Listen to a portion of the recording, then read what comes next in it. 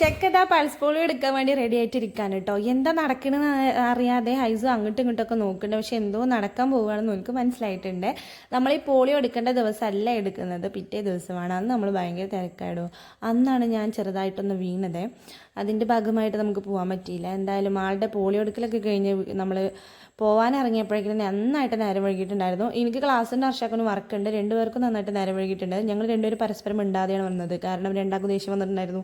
അങ്ങനെ ഞാൻ ഞൊണ്ടി ക്ലാസ്സിൻ്റെ സ്റ്റെപ്പുകളെല്ലാം കയറുകയാണ്. ഞൊണ്ടിന് എന്താണെന്ന് വെച്ചാൽ നമ്മൾ ചെറുതായിട്ടൊന്ന് വീണിട്ടുണ്ടായിരുന്നു കേട്ടോ. വലിയ കുഴപ്പമൊന്നുമില്ലാതെ രക്ഷപ്പെട്ടു. ക്ലാസ്സിൻ്റെ ഒരു അന്തരീക്ഷം എന്താണെന്ന് വെച്ചാൽ വലിയ തിരക്കും കാര്യങ്ങളൊന്നുമില്ല, എന്താ അറിയില്ല.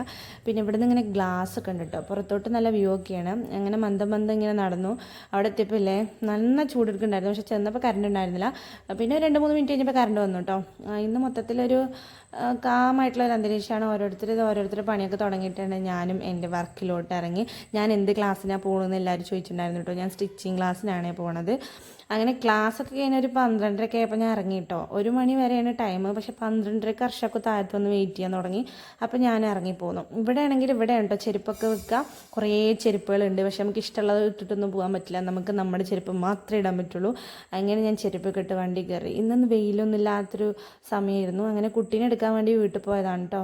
കുട്ടീനെ വീട്ടിലാക്കിയിട്ടാണല്ലോ നമ്മുടെ ക്ലാസ്സിന് പോക്ക്. അങ്ങനെ അതേ ഹൈസൂനെ എടുത്തിട്ടുണ്ട്. ഓനക്കാണെങ്കിലേ മണക്കാനൊക്കെ തുടങ്ങിയിരിക്കണം. അപ്പോൾ അതുകൊണ്ട് എന്ത് കിട്ടിയാലും ഇപ്പം മണക്കും, തിന്നാൻ പറ്റണത് തിന്നും ചെയ്യും. അങ്ങനത്തെ ഒരു വൈബായിക്കൂടെ ചെക്കൻ. അങ്ങനെ ഞങ്ങൾ ഓനെടുത്തിട്ട് വീണ്ടും നമ്മുടെ വീട്ടിലോട്ടുള്ള യാത്രയിലാണ്. പോണ പോക്കിൽ കുട്ടിക്ക് ആനനെ കാണിച്ചെടുക്കാമെന്ന് കരുതിയിട്ടില്ലേ ഒന്ന് പോയി.